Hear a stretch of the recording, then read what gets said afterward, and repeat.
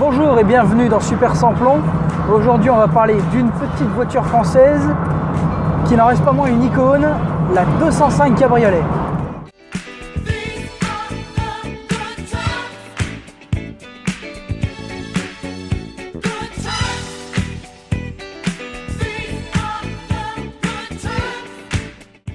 Produite entre 1982 et 1998, la 205 s'est écoulée à plus de 5 millions d'exemplaires.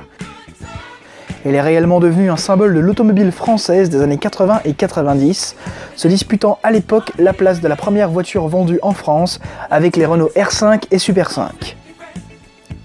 Côté motorisation, la 205 pouvait se trouver à partir d'un fébrile 45 chevaux et jusqu'à un extrême 200 chevaux pour la version ultime de la Turbo 16, conçue uniquement pour pouvoir homologuer la version Rallye Groupe B 205 T16 durant les années 80.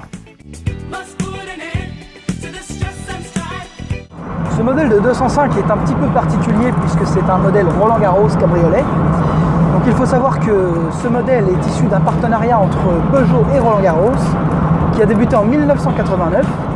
Donc cette 205 Roland Garros a été commercialisée de 1989 à 1993.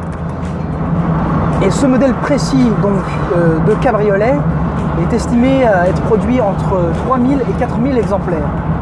Donc sur les 5 millions d'exemplaires de 205 vendus au total, c'est plutôt un chiffre ridicule.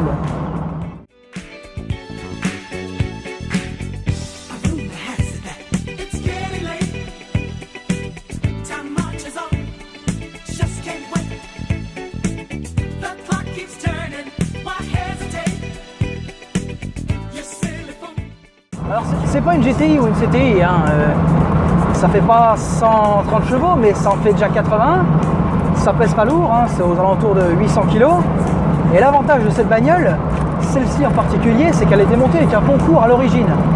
Alors, le propriétaire n'a jamais su pourquoi, mais elle a été montée en concours.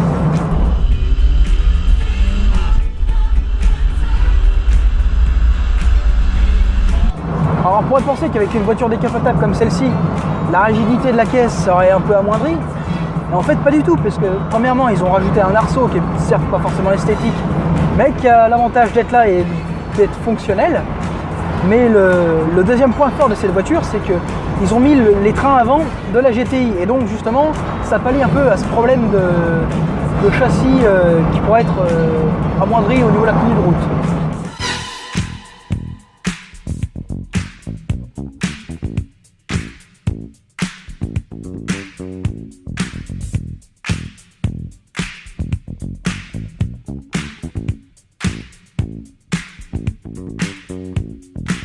Alors c'est une bagnole d'époque, hein, avec tous les accessoires d'époque, le radiocassette avec la bande FM.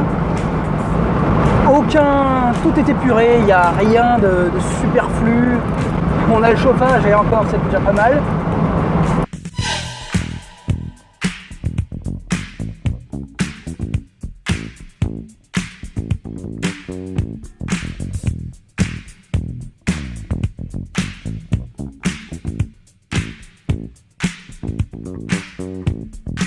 Ce qui est pas mal aussi avec cette voiture, c'est qu'elle est équipée d'un volant entre guillemets sport, contrairement aux 205 qui ont un volant un peu plus gros. C'est le même volant que la GTI, il y a juste le sigle Roland Garros dessus, ce qui donne un certain charme, je l'avoue.